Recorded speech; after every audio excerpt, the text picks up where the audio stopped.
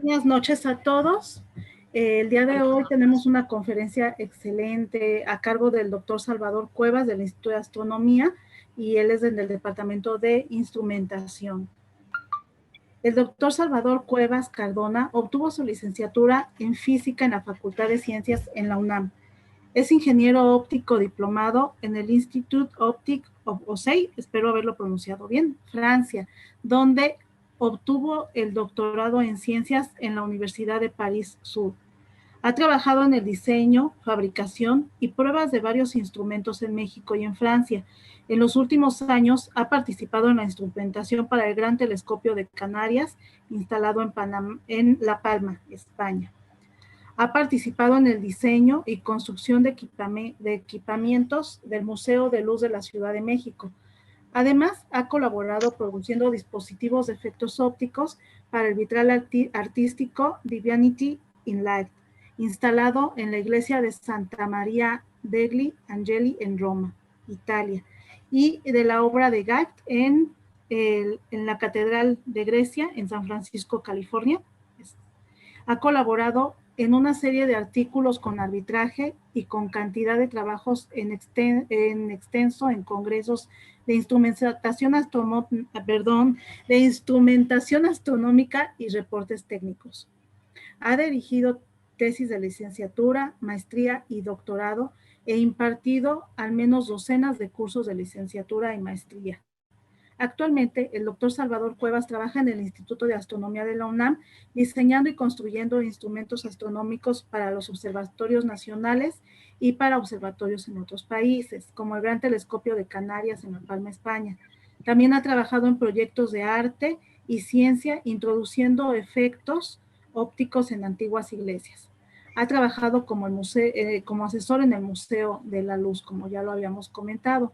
El día de hoy se van a describir algunos de los trabajos de Piteas de Masalia, filósofo de la antigüedad, quien probablemente midió la inclinación del eje de rotación terrestre respecto al plano de su órbita. Midió y registró además la latitud de varios lugares que reporta Erastótenes en su libro Geografía.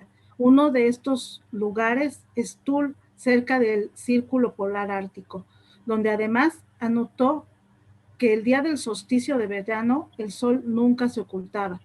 También Piteas relacionó las mareas a la oposición de la luna, más de 1000 años antes que Newton. En esta conferencia se pondrá atención en los métodos de medición de Piteas, que en resumen se podría decir que midió dicha inclinación del eje terrestre utilizando solamente un obelisco y una cuerda antes de que se inventara la geometría. Esta conferencia, bueno, la estamos teniendo ahorita con el doctor y le damos la más cordial bienvenida. Doctor, adelante, muchísimas gracias. Muchísimas gracias, muchas gracias por la invitación. No es la primera vez que doy una conferencia en la SAM, y me da siempre mucho gusto participar y también que me inviten. Voy a empezar a compartir mi pantalla. Ya hicieron el resumen de la conferencia. Yo trabajo en el departamento de instrumentación y viene la pregunta, bueno, ¿por qué alguien que se dedica a la instrumentación, por qué le da curiosidad de ver el viaje de un filósofo de la época helénica, ¿no? Eso es algo extraño, ¿no? Para muchas personas, pero se los voy a platicar poco a poco. Entonces, primero les voy a decir cuál es la motivación de entender quién era Piteas. Luego, qué fue de Piteas en la noche de los tiempos y lo que se ha podido deducir de sus trabajos, que se resumen en cómo le hizo para obtener información que tenía usando sombras, la sombra de un obelisco o de un gnomón, así se llama, y usando mecatitos para medir. Todo esto antes de la geometría. Después hizo un viaje a Thule, que les voy a decir dónde está, y luego es de las primeras personas que trataron de dar una explicación a las mareas. Bueno, primero, la motivación, ¿no? En el Instituto de Astronomía En el departamento de instrumentación somos un grupo de personal interdisciplinario que trabajamos en óptica, en mecánica, criogénica, electrónica, control e ingeniería de sistemas. Nosotros somos de los pocos institutos del mundo, y lo puedo decir así, que Hola. trabajamos, fabricamos nuestros instrumentos desde cero. Es decir, diseñamos y fabricamos las lentes. Ahí en la SAM tienen su taller para hacer los telescopios, donde pulen los espejos para los telescopios. Bueno, en el instituto pulimos también nuestras lentes para los instrumentos. Hacemos la mecánica para detener esas lentes. Hacemos la electrónica para los detectores y para controlar los instrumentos. Y ahora estamos trabajando en instrumentos infrarrojos y necesitan enfriarse a una temperatura muy, muy baja, menos 196 grados. Entonces tenemos que hacer criogenia para que pudiéramos funcionar. Obviamente también hay la ingeniería de sistemas, project management, etcétera, ¿no? Y hacemos instrumentación generalmente para el Observatorio de San Pedro Mártir, Baja California, que está en la parte más alta de la Sierra de Baja California. Ahí tenemos una serie de telescopios que se pueden ver aquí y algunos otros más que estamos construyendo. También hacemos instrumentación para otros lugares, en particular en los últimos años hemos hecho instrumentación para el Gran Telescopio de Canarias, que es por el momento el telescopio más grande del mundo. Está, como decían en el resumen, en la isla de La Palma, en las Islas Canarias, en un lugar privilegiado. Se inauguró en 2009. Nosotros ya hemos construido algunos instrumentos, ya estamos por entregar el tercer instrumento que hace México para ese observatorio. Uno de ellos es Frida. Aquí está una foto del conferencista con el instrumento. Todo esto que ven aquí, lentes, mecánica, etcétera, todo esto ha sido hecho en México.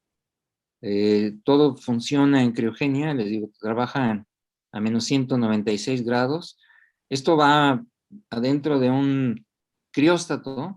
Imaginen, es como un termo con el que ustedes guardan su café, pero de 2,5 metros de largo por 1,5 metros de diámetro.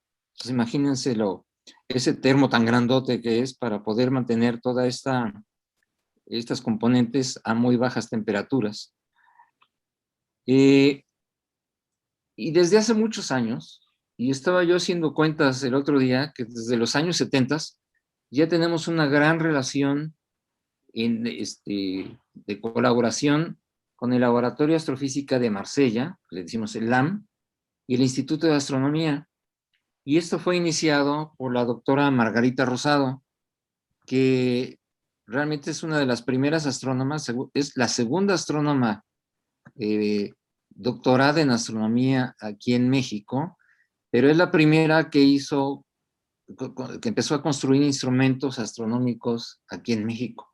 Entonces tiene ese doble mérito, es astrónoma y constructora de instrumentos. A lo largo de los años hemos tenido también una gran relación para hacer instrumentación astronómica con la Escuela Central de Marsella. Hemos recibido una decena de estudiantes de la Escuela Central de Marsella, que antes se llamaba la Escuela de Física de Marsella.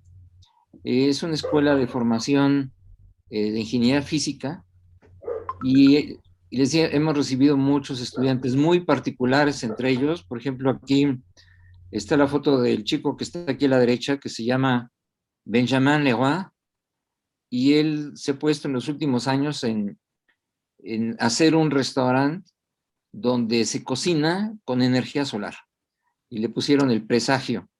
Es algo muy interesante, pero estos estudiantes de ingeniería son estudiantes hacen mucha innovación.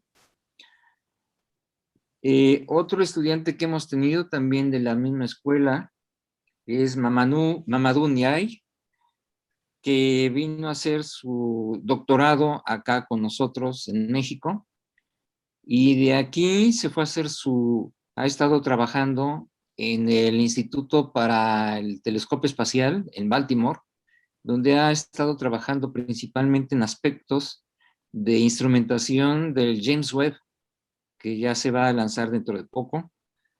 Aquí no lo menciono, pero también otro de nuestros estudiantes franceses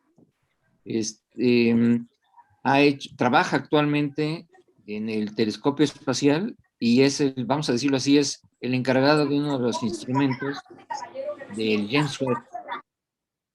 ¿Okay? En este momento estamos trabajando en colaboración con el LAM y en un telescopio y su instrumentación que se llama Colibrí. Aquí lo tenemos, el telescopio está listo para hacer pruebas en el Observatorio de Alta Provenza, ¿okay? Observatorio de Alta Provenza, y acabamos de enviar el instrumento que se acopla aquí al telescopio, aquí a los lados, que se llama Draguito, que es un instrumento para pruebas. Y aquí hay una cosa interesante, y empieza aquí el asunto de Piteas. ¿Por qué sale esto de Piteas? Bueno, pues deben de saber que el Instituto Piteas es digamos, es un conjunto de institutos que está formado por el Laboratorio de Astrofísica de Marsella, el Observatorio de Alta Provenza, ahí donde está el telescopio Colibrí en pruebas, y el departamento Gassendi, ¿ok? Y también a la hora, y yo conozco este instituto, ITEAS, de ahí de la Universidad de Marsella, hace muchos años. Aquí a la izquierda pueden ver, hay una foto que estoy ahí a la entrada, y eso es reciente porque esto es una foto que se tomó en el nuevo instituto, y acá a la derecha estoy en el Observatorio de Alta Provenza. Me encontré esta foto, la tomé, o me la tomaron cuando estaba haciendo mi tesis de doctorado ahí en el Observatorio de Alta Provenza. Y oh, qué susto, es 1982, o sea que el tiempo ha ido pasando, ¿no? Entonces, como pueden ver, tenemos muchísima relación con el Laboratorio de Astrofísica de Marsella y con Marsella. Por ejemplo, aquí están el grupo del LAM, aquí en Cuicuilco, en una de las reuniones que hemos tenido. Acá abajo se está plantando la primera piedra del edificio donde va a estar el edificio Colibrí. Allí en el Observatorio San Pedro Mártir se pueden ver las dos, la bandera francesa y la mexicana. Aquí a la derecha estamos en Marsella, en las calles de Marsella. Está Alan Watson, Rosalía Langarica, está William Lee, que es ahora el coordinador de investigación científica de UNAM, y aquí está Mamadou Ndiaye, que siempre que vamos a Marsella, Mamadou llega ahí, aunque él ahora vive, recientemente se ha cambiado a vivir a Niza, es profesor ahora de Niza. Marsella como que está de moda. Hay una serie en Netflix que se llama Marsella, ¿ok? Es muy interesante porque son cosas de gángsters y espías y cosas así. Es muy interesante. Aquí les puse un poco una foto de esta parte de la anuncia Marsella en Netflix. Esta avenida que estoy mostrando con mi cursor es el curso de un antiguo río que se llama la Canebière, y nosotros generalmente nos alojamos en hotelitos chiquitos que están aquí a los lados de la Canebière, ¿ok? Y entonces te dicen, bueno, ¿y eso qué tiene que ver? Bueno, ahí está una foto del viejo puerto de Marsella, para que vean cómo es más o menos el ambiente. Y justamente ahí en la Canebière, a 2 cuadras de donde está el puerto, está la Bolsa de Valores de Marsella. Entonces uno dice, bueno, yo visito mucho el Instituto Piteas, pero ¿qué es lo que vemos?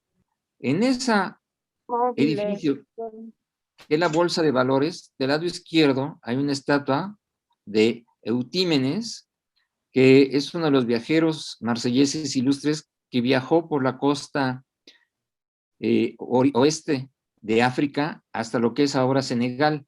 Y del lado derecho está la estatua de Piteas. Y dice uno, bueno, ¿por qué Piteas está ahí en la bolsa de valores, siendo que se supone que Piteas es un astrónomo, ¿no? Y que el Instituto Piteas es algo que tiene que ver con astronomía? Y de ahí vino la curiosidad en entender quién era Piteas. Y es donde me puse a investigar quién era ese amigo. Pues Piteas, entonces, como les puedo mostrar, es alguien muy presente en, en los edificios, en los institutos de investigación astronómica en Marsella, la Universidad de Marsella. Incluso hay instrumentos que se llaman Piteas, olvidé decirles. Hay incluso una nave espacial que se llama Piteas. Y dice uno, bueno, pues Piteas está presente, debe ser súper conocido. Y si hay tanto de Piteas, debe de haber libros suyos. Pues resulta que no hay libros de Piteas. Los libros de Piteas desaparecieron en la noche de los tiempos y muchos de sus ejemplares en las cenizas de la Biblioteca de Alejandría y otras bibliotecas. Pero para eso, vayamos un poquito, para ponernos en contexto de quién fue Piteas, pues vamos a vernos también para entender qué es Marsella. Marsella es una ciudad fundada por los griegos en la región actual ahí de donde se encuentra el puerto. Y dice la leyenda, se fundó en el año 600 antes de nuestra era, y resulta que iban llegando unos marinos, iba llegando Glotis, y estaba la hija del rey de esa región que se llamaba Gipsis, y estaban en una ceremonia en la cual ella tenía que escoger esposo. Y entonces estaba por escoger esposos cuando se acercó Glotis y ella corrió y le entregó una copa que lo escogía a él como esposo. Y es así como nació Masalia o Marsella. Entonces le digo, fue fundada por griegos en el año 600 antes de nuestra era, o antes de Cristo, como se dice. Pasó el tiempo y Piteas vivió ahí en Masalia hacia el año 330 antes de nuestra época. Se sabe que Piteas fue alumno de Aristóteles, más o menos al mismo tiempo en la época de Alejandro Magno, y luego se fue a vivir a Masalia. Masalia ya por el año 330 era una ciudad-estado que estaba a la par de Atenas. Aquí hay una ilustración de cómo podría haber sido Masalia en esos años, ¿no? Con sus barcos, o sea, con una vocación muy, muy de marinos y de comerciantes que viajaban por todo el Mediterráneo. Este libro es increíble. Está hecho por Yvon Georgelin, que fue maestro de Margarita Rosado, como les decía yo al principio, y las acuarelas son de Jean-Marie Gassin, que eso además, Jean-Marie Gassin, además de ser muy buen pintor, es un estudioso de los barcos antiguos, sobre todo los barcos griegos y romanos. Los libros que se conocen de Piteas son dos, o al menos son los dos que se han citado. Uno se llama De el Océano y otro es Descripción de la Tierra. Muchos autores, muchos académicos piensan que era solamente un libro, otros piensan que no, que eran dos, pero como se desaparecieron no se sabe a ciencia cierta. Esos libros fueron citados por 17 autores en los siguientes 1900 años. Uno de los principales es Eratóstenes, que lo cita mucho para hacer su libro de geografía, que es unos años después de que incluso falleció en Piteas. Está Hiparco de Nicea, que es en el año 190 al 120, que es después de Eratóstenes. Voy a hablar un poquito de esas citas bibliográficas de Eratóstenes y Hiparco. Y está Estrabón, Estrabón no es una hierba para fabricar pescado a la marsellesa, sino que es un filósofo también de los años 60, entre 60 y el 20 antes de nuestra era. Pero él en muchos de sus escritos llama mentiroso y exagerado a Piteas. Pues vamos a ver si realmente era mentiroso y si realmente era exagerado. También Ptolomeo, que también fue director de la Biblioteca de Alejandría, al igual que Eratóstenes, pero bastantes años después, 300 años después, también cita los trabajos de Piteas, y Snellius, que es un holandés de los años 1580 a 1626, Snellius también es conocido como Snell, el de la ley de Snell que todos conocemos cuando nos las enseñan en la prepa, ¿no? Y cita a Piteas de un libro que él traduce de Hiparco, donde da ciertos datos que nos permiten entender cuáles fueron los trabajos de Piteas, que ahora se los voy a describir. Uno de los trabajos principales que hizo Piteas fue utilizar pues un instrumento muy preciso de la época. O sea, nosotros en astronomía, si queremos hacer buen trabajo astronómico, necesitamos instrumentos lo más preciso posibles y lo más reproducibles posibles. Bueno, pues Pitea lo que hizo fue utilizar un obelisco con una altura más o menos de 10 metros de altura, y el formado más o menos, aquí donde ven la figura, el sur está hacia donde están los barcos, y acá hacia donde están las tribunas es el norte. Y él lo que se puso a ver es la trayectoria de las sombras producidas de las sombras del obelisco por las diferentes posiciones del sol. Se dio cuenta que las curvas que describe la punta de la sombra del obelisco son curvas que nosotros vemos que son hipérbolas. Pero en esa época todavía no se descubrían las hipérbolas. Eso ya las descubrió, aquí, ¿quién fue? Apolonio, como 200 o 300 años después. Y básicamente funciona como sigue. Aquí de este lado, donde está mi cursor, se puede ver que cuando el sol está en esta posición, se produce esta sombra que se ve de este lado. Conforme va caminando el sol en el cielo, la sombra va cambiando de tamaño y cambiando de orientación.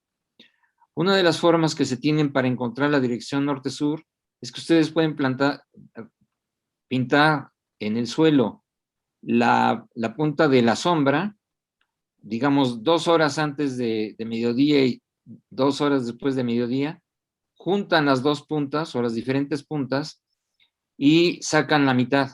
Y por donde pase, donde está la mitad de todas esas trayectorias, esa es la dirección norte-sur. Y eso es como se puede visualizar la línea meridiana. Es como se hace también, se pone la línea meridiana en los observatorios astronómicos. Hay una cosa muy curiosa, y es que la trayectoria es recta el día del equinoccio. La trayectoria es curva los demás días.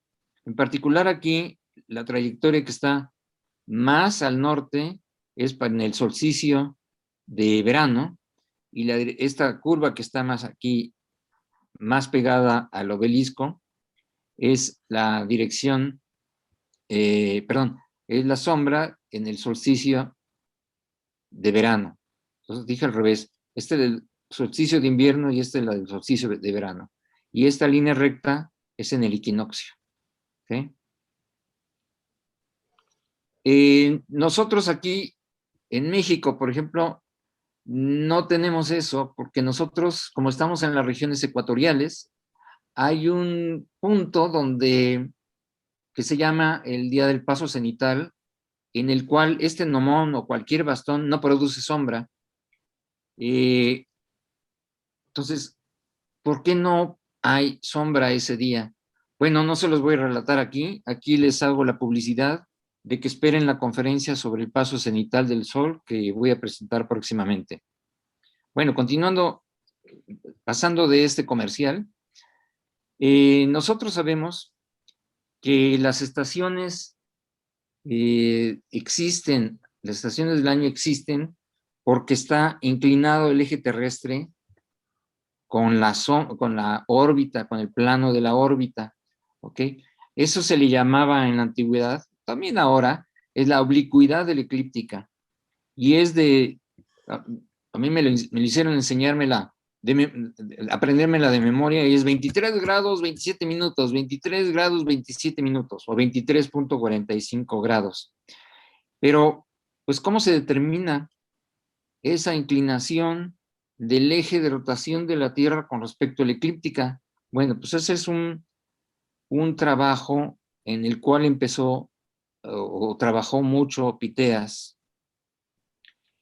Y tenemos esas mediciones o estas descripciones de esas mediciones, de cómo hizo estas mediciones a través de Estrabón, que les decía que dijo que Piteas era un mentiroso, a través de Snellius, o Snell, la ley de Snell, en su libro Eratosthenes Batavus, donde está puesto cómo se hizo esta técnica. Y claro, también hecho por Hughes Journes y por Yvonne Georgelin, que describen cómo pudieron haberse hecho esas medidas. Ahora, recuerden que no existía la geometría, no existían los senos, los cosenos, las tangentes, todo se hacía diciendo que eran proporciones o secciones del círculo. Entonces, lo que tenemos aquí es cómo le hizo Piteas para medir ese ángulo de inclinación. El ángulo de inclinación, voy a cortar un poco la plática, pero es la diferencia de las sombras de este obelisco en el solsticio de verano y en el equinoccio. La diferencia de la longitud de esas sombras es la que permite saber cuál es la inclinación del eje terrestre. ¿Ok? Para esto su obelisco era de 10 metros, pero lo dividió en 120 partes.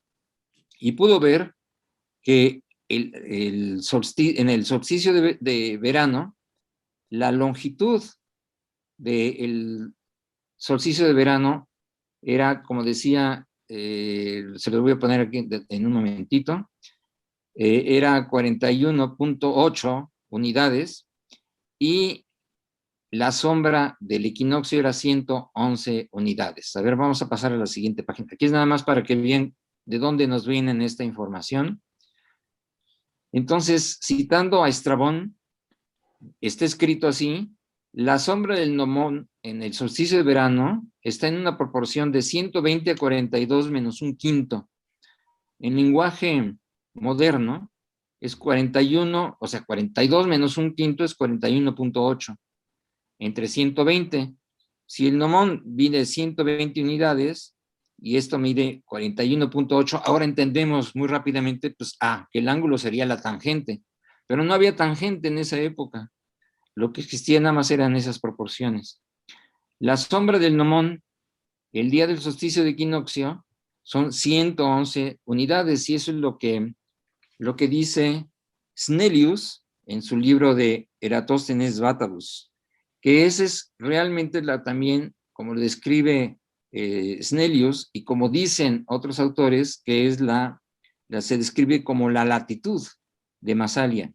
Si nosotros hacemos 111 sobre 120, o sacamos la tangente de 111 sobre 120, nos va a dar 42.8 grados, que es exactamente la latitud de Marsella. O sea, entonces, al menos utilizando proporciones se podía dar la latitud. Pero ¿cómo le hizo, o cómo se dice que le hizo Piteas para medir ese ángulo? Acuérdense que no había ángulo, no había ángulos, no había tangentes, no había senos. ¿Qué es lo que hizo? Pues proyectó su gnomón en el suelo de un círculo con un radio de 10 metros, ¿ok? Y sacó la distancia de esta punta de la sombra del gnomón en el solsticio de verano a la punta donde está el solsticio de invierno. Y así como le hace uno como le hace uno haciendo jardinería, tomó la cuerda y trazó esa distancia, la proyectó sobre esta sección, ¿ok? Sobre el círculo. Y entonces se dio cuenta que podía tener 15 segmentos de ese círculo, y eso más o menos le daba, aquí está mi cursor, se veía que la distancia que tenían era 15, o sea, un quinceavo de 360 grados, ¿ok? Pero vio que le faltaba todavía, que eran 15 hasta donde está esta parte, pero era un poquito menos. Entonces lo que hizo fue dividir esa sección en 11 pedacitos. Entonces, 11 pedacitos y lo reprodujo otra vez sobre todo el círculo. 11 por 15 son 165 y quiso saber cuánto valía este pedacito, que era un onceavo más. Entonces, haciendo sus cuentas, se dio cuenta que el ángulo que tenía eran 11,166 partes del círculo. 11 sobre 166 de 360 grados son 23,85 grados, que está muy cerca de los 23,45 grados. Para los que estén interesados, va a aparecer un artículo en la revista ¿Cómo ves? Probablemente el próximo mes, y ahí describo cómo se hicieron estas mediciones para el que esté interesado. Pero lo que pueden ver es que sin existir la geometría, sin existir la trigonometría, sin que estuvieran los grados, él ya Piteas tenía una idea de cuál era ese ángulo de inclinación, pero además también tenía mucha idea de cuál era la latitud de los lugares, y así podía comparar. ¿Cómo? ¿Alguien habló? No, soy yo. Y así podía comparar qué lugares se encontraban en la misma latitud en el mundo. Pero además, su hipótesis grande era que la Tierra era esférica, ¿eh? Esta medición de la inclinación de la eclíptica la da Eratóstenes, pero en sus libros no aparece la metodología. Simplemente dice, es 11,166 del círculo. Pero muy probablemente, esto lo dicen los académicos marselleses, claro, marselleses, que probablemente Eratóstenes solamente tomó el número y lo escribió en sus documentos, nunca puso la metodología. Lo que sí puso su metodología es por lo que se hizo famoso Eratóstenes, que es en la determinación del radio de la Tierra, ¿no? Que sí, ustedes conocen la historia, pero se las digo muy rápidamente.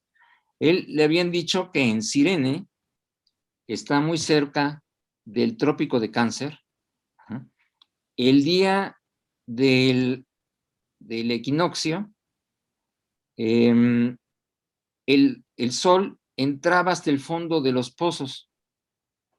Entonces lo que él hizo fue, también utilizó la tecnología o la instrumentación que desarrolló Piteas, ahí sí, eso sí lo reconoce, y midió la sombra de un gnomón el día del equinoccio. Y entonces comparó, él conocía la distancia entre Cirene, que está donde empieza el Nilo, y Alejandría, que es donde tomó las medidas. Y más o menos lo determinaban por muchas razones, porque conocían las distancias recorridas por los barcos en el Nilo, y conocían también las distancias recorridas por las caravanas de camellos. Entonces, con eso, conociendo este ángulo, determinó que el radio de la Tierra eran de 39,773 estadios, que es muy cercano, al menos del 5% del valor que conocemos del radio terrestre. Entonces, eso sí fue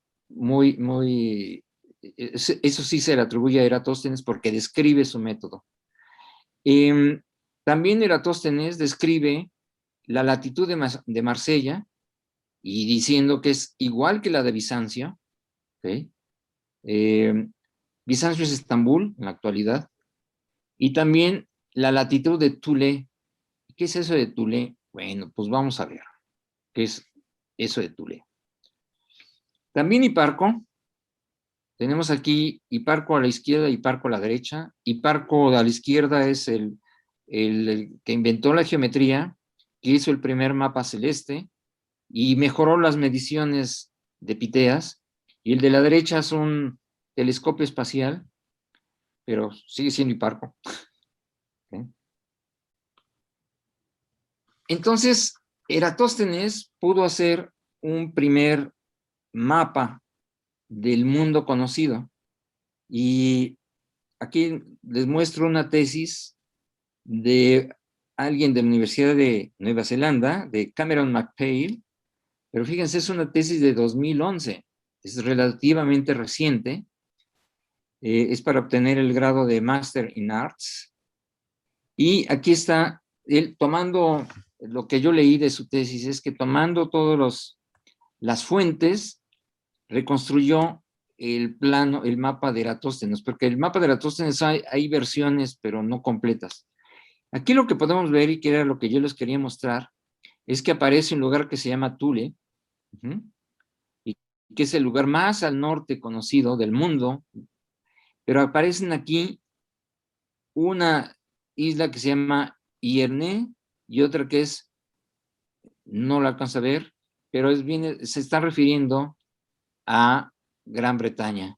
¿Okay? Aparece España, aparece Francia, Italia, el norte de África, la península arábica, etcétera. Entonces, vean este mapa, pero sobre todo, lo que es aquí muy importante y que fue una innovación en todos los mapas, es que ya aparecen los paralelos y puede tener la comparación de las diferentes latitudes. ¿Okay?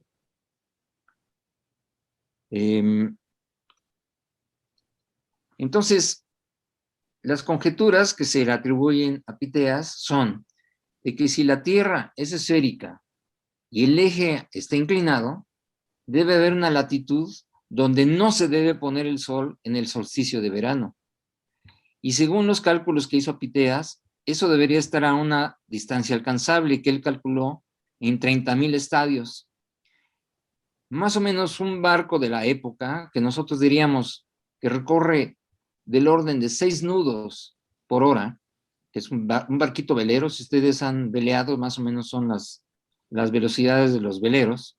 Un velero más grande, con velas más grandes, pues puede ir más o menos esas velocidades. Puede recorrer 1000 estadios en un día. ¿Okay?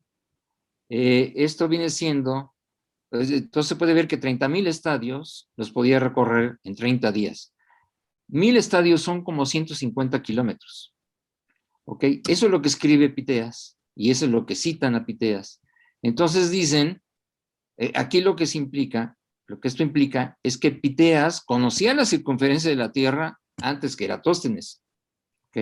Entonces ahí hay sospechas de quién fue el que realmente entendió y determinó el diámetro y la circunferencia de la Tierra. Pero claro, Piteos, para poder demostrar esta hipótesis, o sea, comprobar esta hipótesis, pues tenía que hacer un financiamiento al gobierno de la ciudad, así como nosotros ahora pedimos financiamiento a CONACYT. Bueno, pues él fue al gobierno de la ciudad de Marsella para su expedición. ¿Cómo lo justificó?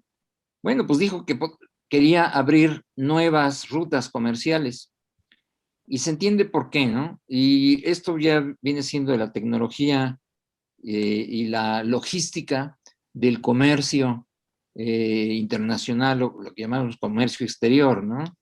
Un barco de la época de los griegos, pues iba cargado de ánforas. En las ánforas eran cómodas para transportar, para acostarlas una encima de otras, suficientemente duras para resistir los golpes, y podían transportar pues lo que les interesaba mucho a la gente del Mediterráneo, que es el aceite de oliva y el vino.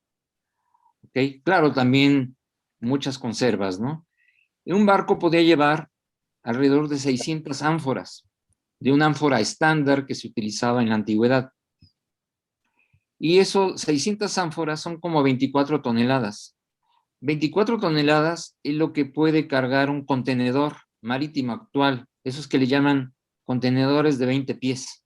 ¿Okay? Los que vemos en los trailers en la calle y en la carretera que nos molestan tanto y que nos dan tanto miedo porque no se nos vaya a caer encima uno de esos, es un contenedor de 20 pies. Entonces lo que decía, si podemos abrir una ruta comercial por barco, podemos aprovechar mucho y comerciar con los países del norte. Y bueno, dense cuenta nada más para que tengan una idea. Lo que puede cargar un caballo, me encontré una publicación del ejército de Estados Unidos en la época de los vaqueros, cuando vemos nuestras películas de vaqueros, que decía que lo que puede cargar un caballo o una mula son 91 kilos y un camello puede cargar el doble. Entonces, ¿cuántos caballos o camellos se necesitan cargar? Bueno, se necesitan llevar en una caravana para cargar 600 ánforas o 24 toneladas. Bueno, pues la respuesta son 264 caballos o 132 camellos. Entonces, imagínense la cantidad de carga que se puede llevar con un barco carguero de la época comparada con una caravana. Entonces, obviamente, por economía, convenía mucho abrir rutas comerciales utilizando barcos cargueros. Entonces, pues sí, pudo convencer al gobierno de la ciudad en que le financiaran una expedición, ¿ok? Lo que podían, la mercancía que tenían en Marsella, pues obviamente era aceite de oliva y vino, y también tenían los coral de la isla de Casís, que es un coral rojo, que les interesaba mucho a los países que estaban al norte de Francia, y lo que les interesaba del norte de Francia y de las islas británicas, era el estaño.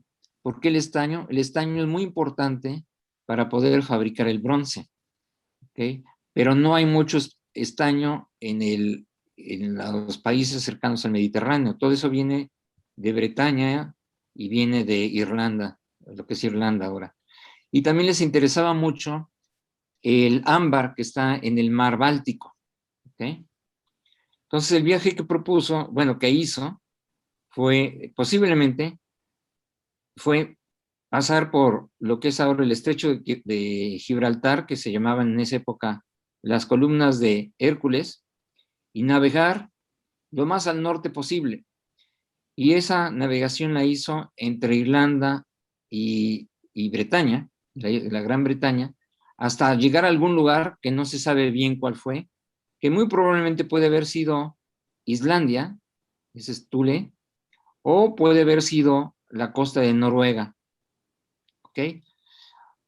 Nada más que hay objeciones de los académicos diciendo que en esa época los cartagineses tenían bloqueada las columnas de Hércules y no permitían que ningún país hiciera o comerciara afuera del Mediterráneo, porque ellos lo controlaban completamente. ¿Ok? Entonces dicen que no, que probablemente lo que hizo fue pasar a través por tierra, por el sur de Francia, hasta llegar a Burdígada, que es Burdeos ahora, y de ahí tomar un barco y navegar. En fin, no se sabe muy bien, pero lo más probable, bueno, en los escritos de Piteas dice que él usó un barco. Entonces, probablemente burló el bloqueo de los cartagineses y pudo salir del Mediterráneo al Atlántico. El barco de Piteas se llamaba Artemis. Hay una nave espacial que se está construyendo que se llama Artemis. Y bueno, lo que sí llegó a ver, porque lo describe, es que llegó a ver que sí, en un lugar arriba de los 66 grados, que podríamos nosotros interpretar arriba de los 66 grados, hay un lugar donde no se metía el sol. Y lo pudo ver y lo pudo demostrar. Aquí está esta ilustración, esta acuarela de este señor Gasend, que es especialista en barcos, como les decía. Y sí llegó a tierras donde el mar estaba congelado, ¿ok? Entonces, es interesante, ¿no? Y hay pruebas de viajes de piteas, porque en la costa oeste de Bretaña, de la Gran Bretaña, se han encontrado monedas en excavaciones arqueológicas, monedas de la época de Piteas. Aquí pueden ver la palabra masa o masalia, que prueba que hubo comercio entre Masalia y esas regiones. Otros académicos dicen que no, en la antigüedad no existía ese tipo de comercio. Bueno, no sabemos, son conjeturas. Y sigamos hablando sobre los contenedores. Y si se fijan, el 23 de marzo, hace unos 8 días, 2 semanas, un barco, el Ever Given, con 1,800 contenedores, esos contenedores de 20 pies, encalló en el canal de Suez y bloqueó el paso de más de 400 barcos. ¿Ok? Y bueno, pues nada más para que tengan una idea, 8,500 contenedores sería la carga que podrían llevar 8,500 barcos griegos de la época, ¿no? Ahora ya todo eso cabe en un solo barco, ¿no? Un barco de transporte. Y esto fue un desastre, porque deben de saber que el 12% del comercio mundial circula por el canal del Suez. Y también por ese canal circulan 1,74 millones de barriles de petróleo, que es exactamente la producción actual de Pemex, nada más para que se den idea de lo importante que es esa vía para el transporte. Por este desastre, el canal de Suez, o sea, el operativo de la sociedad que gobierna el canal de Suez, que son impuestos, obviamente, dejaron de percibir 14 millones de dólares al día, nada más por este bloqueo. Bueno, pero ¿a dónde voy? ¿Qué es lo que quiero decirles? Pues que este barco se liberó el 29 de marzo y se liberó un día que había luna llena. Y dices, órale, es casualidad que porque hubo luna llena se pudo liberar el barco, que había encallado.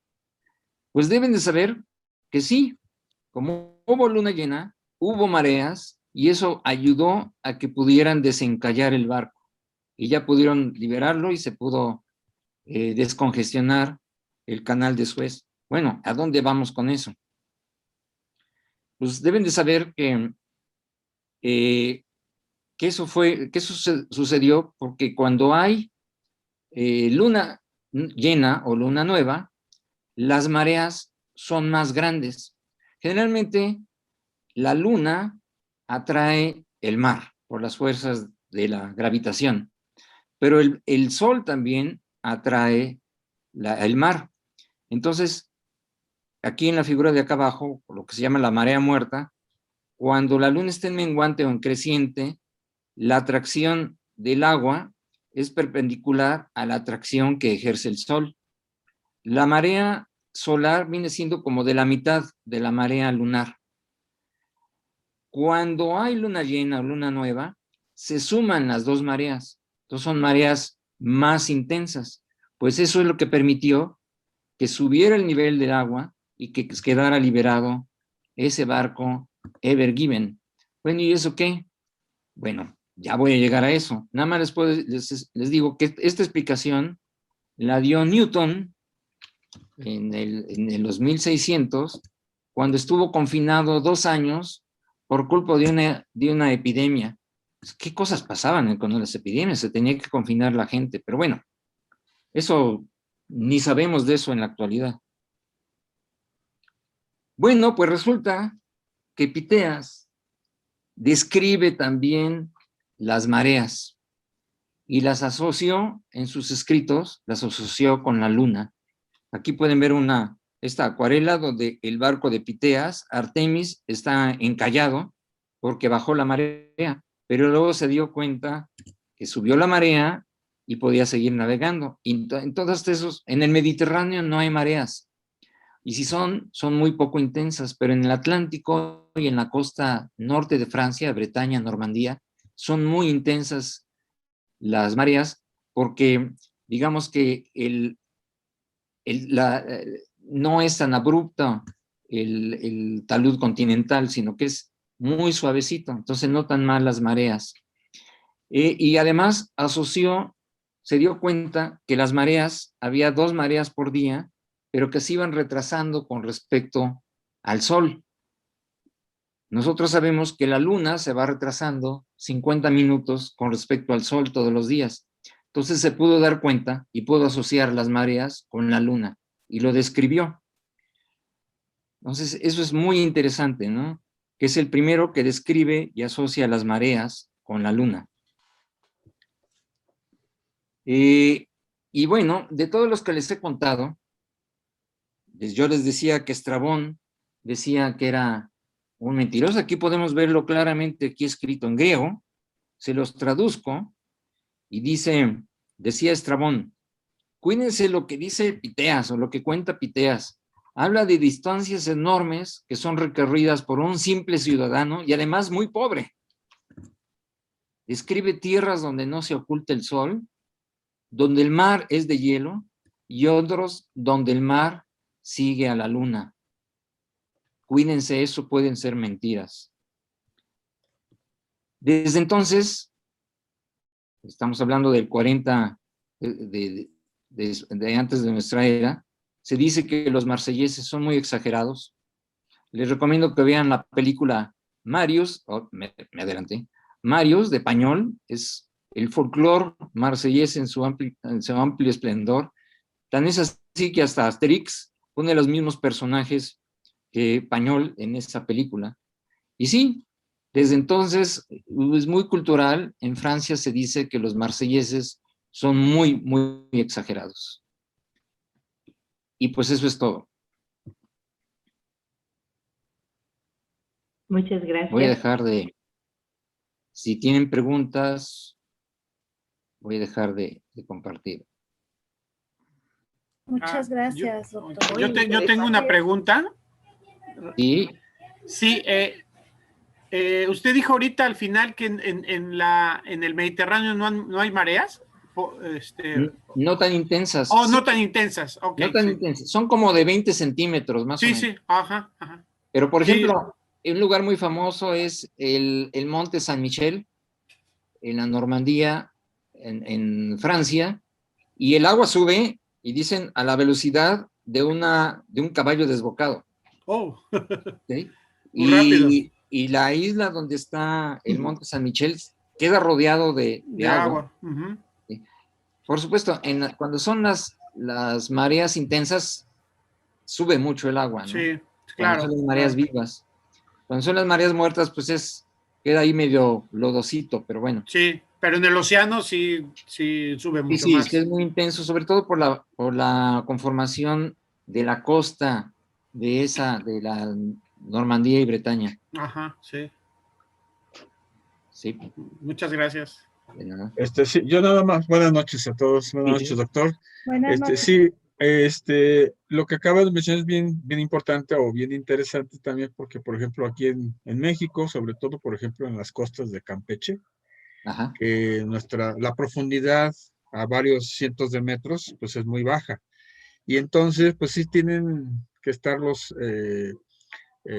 navegantes, en este caso los pescadores, pues al tanto de cómo están las mareas. Ellos están todos los días checando el tiempo y todo esto, porque luego a veces sus lanchas quedan varadas y son cientos de metros que recorre el agua hacia adentro, precisamente por esa cuestión de las mareas. Y están muy atentos todos los días, tanto por la cuestión de la luna y dónde dejan sus embarcaciones, como también el tiempo y el clima, ¿no? Entonces, es algo bien interesante, ¿no? Y sobre todo la atracción gravitatoria que ejerce esto, o sea, el Sol o la Luna, y que luego a veces en otros países, si no me recuerdo, donde hay una diferencia de varios metros de altura, y que tienen que estar preparados para todo ello, ¿no? Nada más era el comentario. Sí, sí, es en Holanda, ¿eh? En Holanda tienen que estar muy atentos a las mareas y a las tormentas, y que no se les combinen las tormentas con las mareas. Tienen unas grandes barreras para cerrar el paso del mar a los ríos. Es increíble, sí. Pues, ¿alguna otra pregunta que tengan aquí en Zoom? Estuvo muy interesante. Gracias. Estamos, dice, perdón, voy a ver en el chat, permítanme un tantito. Sí. Excelente presentación. Georgina Vibriesca nos pregunta, ¿en qué texto de Piteas puedo consultar la descripción de las mareas? No hay libros de Piteas. Tendrían que ser libros de Eratóstenes, o los libros de Hiparco, o los mismos libros de Estrabón, ¿ok? Donde dice, no, describe las cosas, pero no le crean, son mentiras. ¿Ok? No sí, pues, es fácil de encontrar.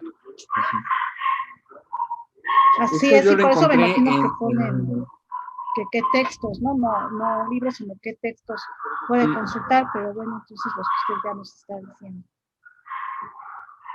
Muy bien. Ahora con el San Google puede uno encontrar muchas cosas, ¿no? Sí. Y puede encontrar ahí muchas descripciones, ¿no? En Facebook. Lo que yo utilicé, sí, yo utilicé el libro que les mostré en la portada de Piteas, y la tesis esa que les mostré sobre la descripción de la Tierra de Eratóstenes, y otro libro de mapas que me regalaron hace tiempo. Pero es más fácil encontrarlo en Google. Yo porque me metí porque me apasioné mucho en este asunto de Piteas, por la motivación que les contaba, ¿no? Cómo hablan tanto de Piteas en Marsella, tanto, que parece que estuviera ahí, ¿no? Pero bueno. Así es. Juan Antonio Montaño en Facebook nos está comentando, dice, Eratóstenes calculó el radio de la Tierra, yo sabía que la circunferencia, pero no es grave, un poco por coincidencia, creo yo. Y me dice, No, a ver las dos cosas. Sí. Las dos cosas. Las dos. Ajá. Dice, a ver si me saca de la duda. Él conocía la distancia entre las dos ciudades, pero creo que tenía que estar en la misma longitud. ¿Es verdadera mi suposición? Tenía que estar en la misma longitud, más o menos están en la misma longitud, ¿sí? Sí, Asuán y Alejandría están en el curso del Nilo. Entonces son más o menos están en la línea meridiana sur-norte. Okay, y otra de las... Adelante, sí. Sí, digo que una de las cosas más sorprendentes es que lo hizo tan sencillamente, ¿no? Con palos, un pozo, una distancia y ya, ¿no? O sea, no fue tan complicado, no usó tantas matemáticas, ¿no? Sí, ahora, lo que dicen los académicos marselleses es que Eratóstenes estaba muy ocupado. Estaba muy ocupado entre ser el director de la Biblioteca de Alejandría, entre escribir todos sus tratados, entre ver su tratado sobre los números primos. ¿Se acuerdan de la criba de Eratóstenes para encontrar números primos? Encontrar sus comedias, escribir sus comedias, etcétera. Entonces, y el trabajo de entender bien cómo se comporta la sombra de un gnomón, o sea, de un obelisco, requiere un trabajo muy metódico. Dice que muy probablemente Eratóstenes no le daba tiempo de hacer esos estudios, y que más bien los tomó de otros autores. De otros autores. Pero Entonces, no ¿Piteas sabemos. es anterior conjeturas. a Eratóstenes? Sí, Sí. es anterior, unos 100 años antes. Ok, entonces pudo haber leído algún escrito de él, ¿no? Supongo, posiblemente. Sí, y lo que dicen, probablemente tomó los valores y los escribió en Ajá. sus documentos. Claro que sí, sí. Y al menos la metodología de la latitud y la metodología de la inclinación del eje terrestre, eso no la describe. Él no describe la No. metodología. Sí describe la metodología para calcular el radio terrestre. Sí, Eso sí lo describe bien sí, en sus trabajos, ¿no? sí, claro. Pero nosotros no. Todo esto que les Gracias. explico también son conjeturas, ¿no? Son conjeturas. Sí. Porque estamos hablando de conjeturas 300 años antes del Nuevo Testamento. Así que Sí. ya son conjeturas, ¿no? Si de repente de algo que pasó antier, dos personas tenemos cuestiones diferentes. Y de que se quemó toda la información también, ¿no? Y se quemó mucha de la información en la Biblioteca de Alejandría y muchos textos también se fueron perdiendo. Sí. Ahora, también se culpa mucho a Estrabón de que corrompió mucho los escritos de Piteas, porque no le creía, ¿ok? Aunque utilizaba sus datos, pero no los creía. Entonces decía, no les crean, esto que dice Piteas no es cierto. Entonces muchos autores, en vez de citarlo, no lo citaban. Hay otro autor que se llama Polibo, no lo puse aquí porque hay muchos autores, como les decía, hay cerca de 17 autores. Polibo que lo cita, pero también negándolo. Y ahí lo negaba porque Polibo hizo una expedición al norte también al norte de Europa, y no quería que nadie leyera los escritos de Piteas, para nada más decir que él era el que sí conocía el norte de Europa. Entonces trataba también de contaminar las cosas, ¿no? Sí. O sea, finalmente los humanos somos humanos y tratamos de ser las estrellitas marineras en todos lados, ¿no? Somos humanos. Y desde la antigüedad. Sí, desde la antigüedad los humanos... El hombre es hombre, donde quiera. El hombre es hombre. Ajá. Y justamente ahorita nos comenta Vladimir Hernández en Facebook. Dice, entonces lo que los medios nos informan, nos verá respecto a la liberación del Ever Given, ya que documentaron que se necesitó de remolcadores y que tuvieron que dragar las zonas de la proa para que pudiera reflotar. En fin, cosas de la vida. Pero depende de los medios. Acuérdense que los medios escriben lo que entienden. Y entender que hay una grúa y que escarba, eso lo pueden describir. Pero describir una marea, no pueden describirlo. Entonces no lo escribieron. Pero literatura un poco más especializada, o sea, yo lo leí esto en un periódico que se llama The Guardian, y ahí sí describen que fue ayudada por las mareas, ¿no? Sí. En Le Monde también, pero en otros escritos no lo ponen. Entonces digo, depende de lo que entiende el periodista, ¿no? Depende de su conocimiento. Como ahora, depende del conocimiento del periodista lo que describa acerca de las vacunas o que describa acerca del control de epidemias, en fin, depende de ello. O depende, esta misma conferencia la estoy dando yo no soy especialista en historia antigua, puedo estar interpretando las cosas mal, ¿ok? Pero es por lo que yo entendí, ¿no? O sea, también el humano sigue siendo humano, o el hombre sigue siendo el hombre y describe las cosas que entiende. Las que no entiende, pues no las describen. Y además, como fluye tan rápido las noticias, no da tiempo ni siquiera a reflexionar a veces, ¿no? O sea, sino que, no. pues eso fue lo que vi, pues eso es, ¿no? Entonces, es un problema también, la rapidez, ¿no? Sí, pero aquí lo que es curioso es que dices, se liberó el barco, ¿no? Y dices, la luna llena. Entonces, ya no puse cuidado porque la marea más intensa es cuando la luna llena está en el cenit. ¿Okay?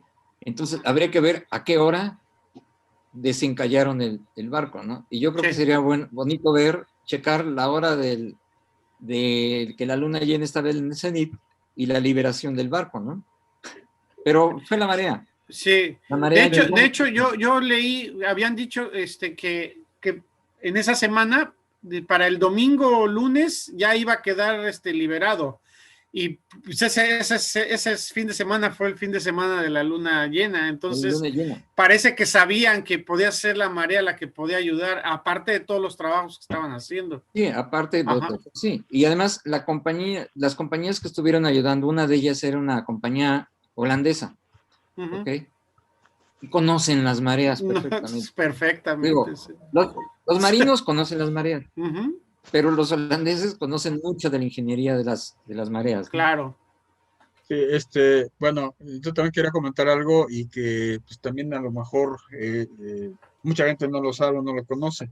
Con el sismo o sea, el terremoto que hubo hace ya varios años, el primero fuerte que hubo en México, eh, pues se sacudió, ¿no? Era, ¿qué? 18, que está el terremoto, ¿no? Y después al día siguiente vuelve a haber una réplica. Después hubo caída de edificios. Ya se hizo todo ese estudio, ¿no? De ingeniería, por qué se descopetaron los edificios de más de 5 niveles.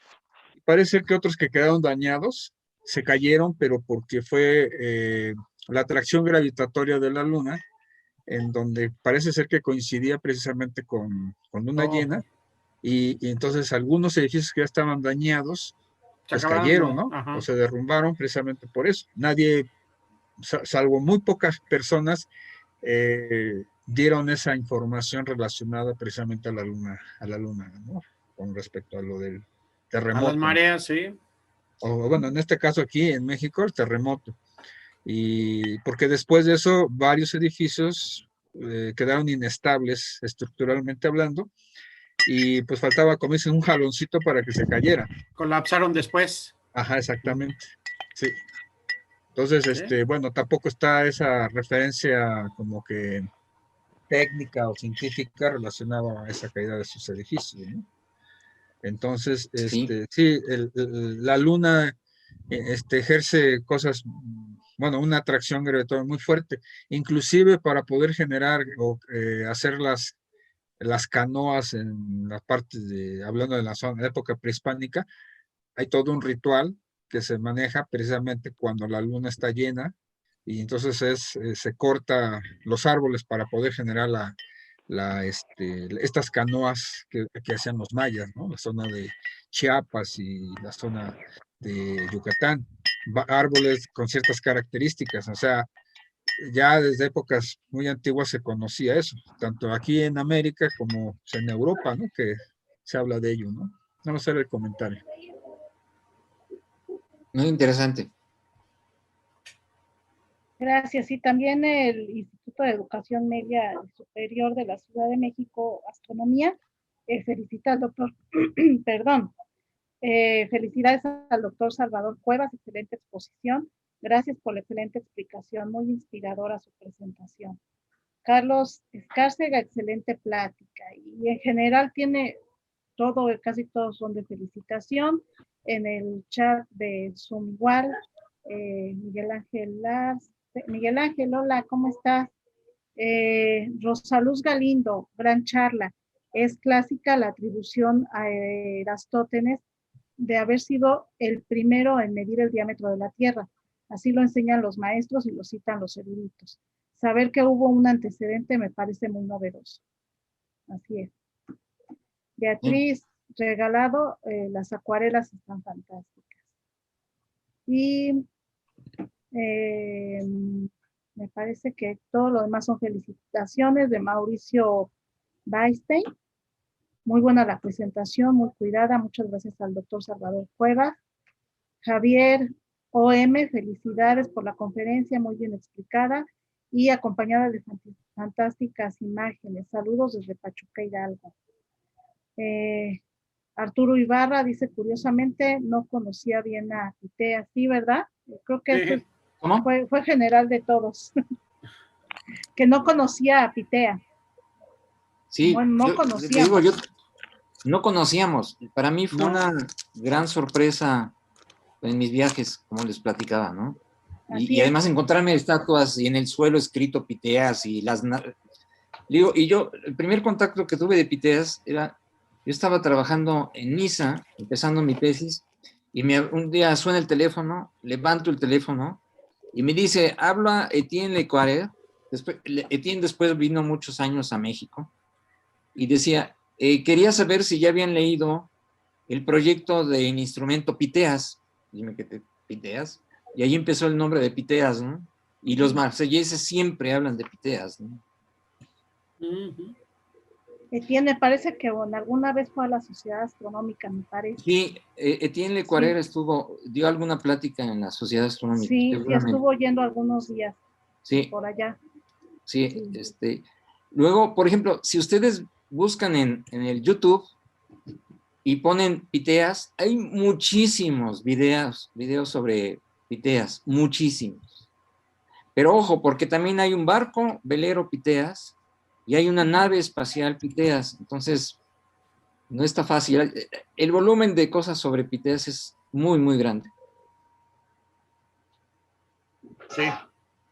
Pues ya lo conocemos. Ahora ya lo conocen. Ya lo conocemos, Ya, sí. y de verdad estoy comentando ¿Sí? ahorita en el chat que es como ver otra vez su plática e irla desmenuzando e ir investigando, sobre todo para los chicos que nos ven ahorita muchos de secundaria y de prepa, y Miguel Ángel, que él es un asiduo.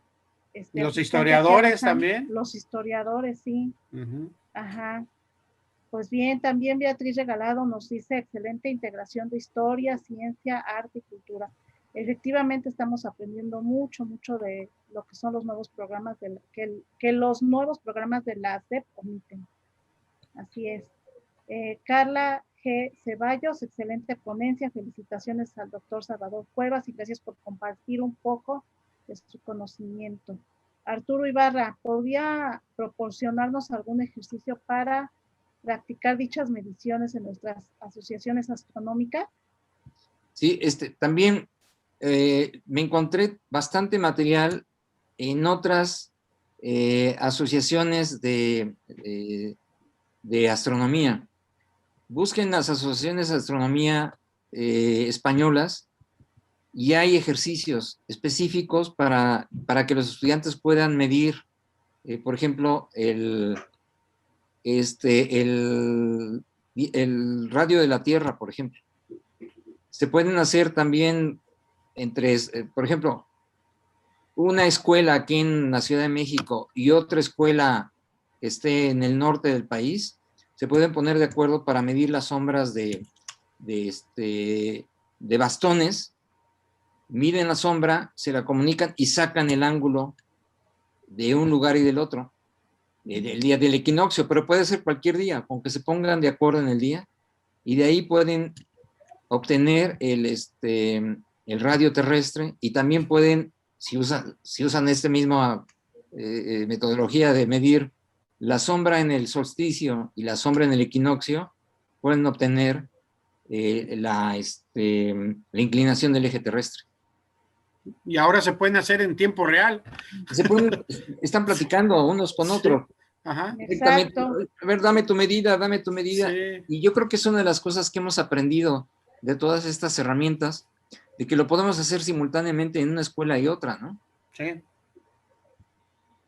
Y ahora no importa dónde estemos, puede estar unos en Hong Kong o en Ginebra y otros en México o en Xochimilco, y pueden estar teniendo la misma conversación. Bueno, depende de los horarios, ¿verdad? Sí. Claro, sí. David Cardona, también del chat de Zoom. Si en esta época aún se creía que la Tierra era plana, ¿cómo rompieron esa barrera? Sí, es muy, muy buena pregunta. Sí, se pensaba que la Tierra era plana, pero justamente con estas hipótesis de que si las sombras eran diferentes, o sea, si las sombras en diferentes lugares el mismo día eran diferentes, querría decir que la Tierra era redonda.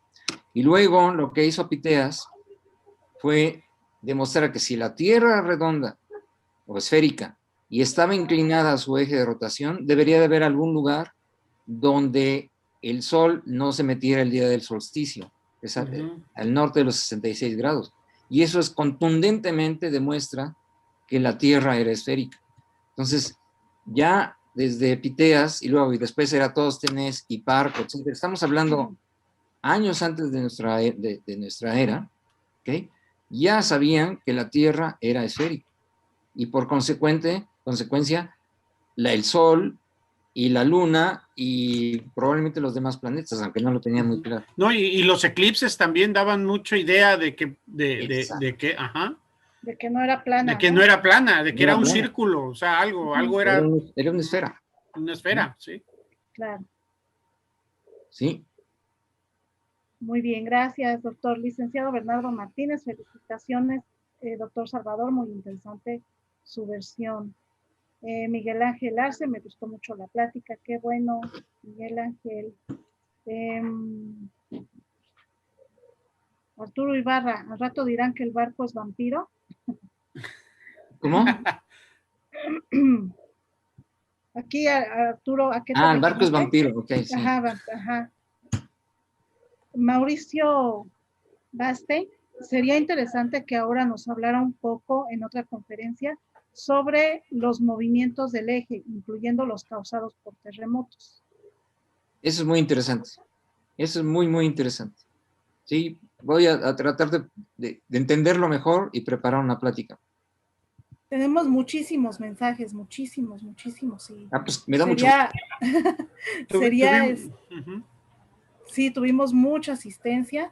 Ajá. Muchísimas gracias, Jesús Alberto Espinosa. Excelente conferencia. Felicidades y gracias por enseñarnos más sobre usted. David Cardona, excelente plática. La doctora Yuriria Fernández. Al subir una montaña alta se ve claramente que la Tierra es redonda. Sí, así es. Pues sí. Sí, es redonda. Es redonda. Sí, es redonda. No hay duda. Pues, sí. María Aguilar, la doctora María Aguilar, buenas noches, doctora, muy buena charla, ya la analizaré con mayor detenimiento, está igual que yo, vamos a tener tarea. Sí, le digo, espero que salga publicado el artículo en ¿Cómo ves? El próximo mes, y ahí es básicamente lo que les platiqué, está escrito en el artículo. De hecho, ahorita que están mencionando de la redondez de la Tierra, si uno está navegando ya fuera de la costa, alcanzamos a ver precisamente esa curvatura de la Tierra en el mar, se alcanza a ver, y más, por ejemplo, si va uno volando y hay cielo despejado, se alcanza a ver también la curvatura de la Tierra. Entonces, pues para aquellos ahorita que están los famosos terraplenistas, ¿verdad? Que siguen mencionando. Bueno, pero eso sí ya está fuera de toda lógica ya. Que siguen mencionando, ¿no? Sí, en ese tiempo porque no veían más allá. Sí, necesitan atención médica. Es lo que necesitan. Entonces, pues sí, o sea, se sigue haciendo la negación aún en la actualidad de muchas cosas, en donde pues ya está demostrado, ¿no? Científicamente esta cuestión, pero bueno, entonces hay que seguir avanzando. Pues sí, pero los griegos sí subían montañas, ¿no? Ahí está Delfos y todas esas montañas, clarito se veía que era redonda. Yo no entiendo por qué decían que era plana. Sí. Yo creo que son modos de como dice, de negar, ¿no? O sea, negar por negar y nada más, ¿no? O sea, no hay una lógica, ¿no? Simplemente es por llevar la contra y decir, no, yo pienso algo diferente que ustedes no saben, ¿no? O sea, muy bien, sí. No sé si también de la Red Mexicana de Radiotelescopios tengan alguna pregunta, no sé si hay alguien aquí presente ahorita en la sala de Zoom. Creo que no, ¿verdad? Yo quisiera comentar un aspecto pequeño. Salvador Cuevas, le agradecemos muchísimo la disposición que ha tenido para con nosotros al proporcionarnos estos conocimientos. Y esto es verdaderamente parte de lo que un aficionado necesita. Este tipo de detalles, de charlas, que a veces a los humildes poseedores de un pequeño telescopio que queremos ver el cielo, no le prestamos tanta atención. Y sí, pues agradecemos mucho este detallito, porque trataríamos de ver si lo podemos replicar, ¿no? Ahí en la azotea de la casa, ¿no? Y siento que hay muchas veces que falta este tipo de temas para ampliar nuestro horizonte, ya que pues la afición a los telescopios no es nada más conocer la carta del cielo, sino empezar a conocer un poquito más este tipo de detallitos, ¿no? Este tipo de mediciones que normalmente no hacemos. Y pues le agradecemos mucho y ojalá podamos ahí replicar este tipo de experiencias, ¿no? Para ahondar un poquito más en nuestra afición. Gracias. Me da mucho gusto. Claro. Gracias, Arturo. Doctora Yuridia, creo que quería decir algo. Ah, sí, de que si ya iban a poder abrir los telescopios, estos de Tonantzintla y estos que estaban cerrados por la pandemia, ¿no? Creo. Sí. ¿No? Hasta que no haya semáforo amarillo. Ah. En Baja California, el municipio de Ensenada ya está en amarillo y ya empezaron a trabajar al 30% de su capacidad. Muy bien, qué bueno. Física, Laura, no sé si tengan alguna pregunta ¿Más preguntas?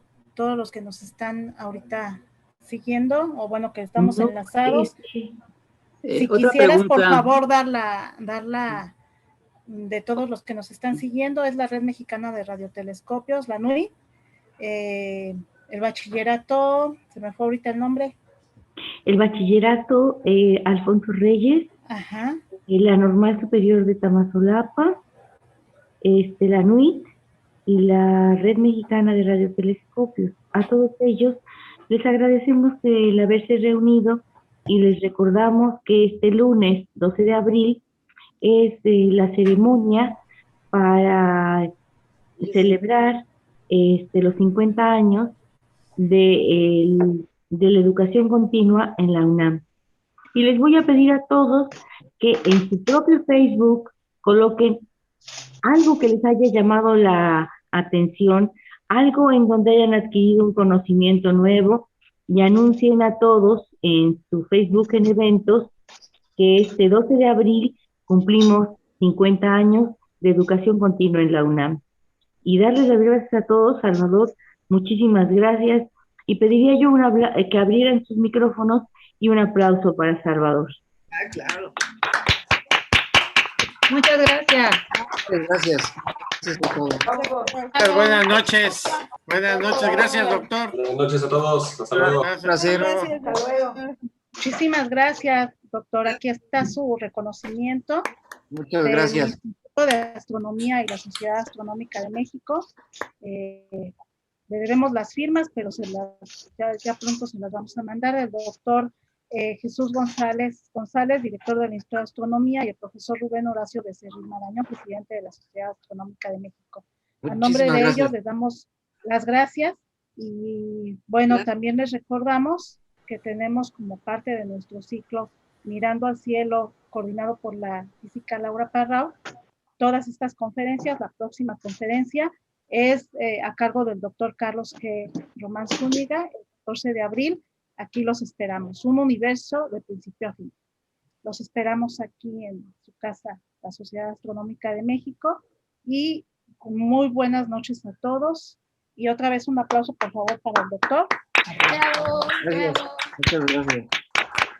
Gracias por venir. Y muchas gracias a todos ustedes por estar aquí con nosotros, acompañándonos como cada 8 días. Y en la página de la SAM vamos a poner el evento de del 50 aniversario y vamos a estar enlazados por Facebook el lunes, entonces ahí los esperamos. Física, Laura, te agradecemos muchísimo. A ustedes, muchísimas gracias. Doctor Salvador. A ustedes, sigamos aprendiendo. Sigamos aprendiendo. Muchas gracias. Saludos a todos. Bonita noche a todos. Gracias a todos. Buenas noches. Bonita noche. Buenas noches. Saludos a Armando, que Buenas nos está noches a apoyando todos. en el Facebook. Muchísimas gracias, Armando Martínez. Gracias. Buenas noches. Buenas noches a todos. Saludos, Buenas buenas noches a noches. todos. Hasta luego. Hasta luego. Hasta luego, buenas noches. Gracias. Adiós. También vamos a ponerles en qué día se va a transmitir. Mañana vamos a grabar un programa del 11. Les avisaremos qué día lo van a transmitir para que nos sigan. Ok. Muy Bonita bien. noche. Buenas noches. Buenas noches.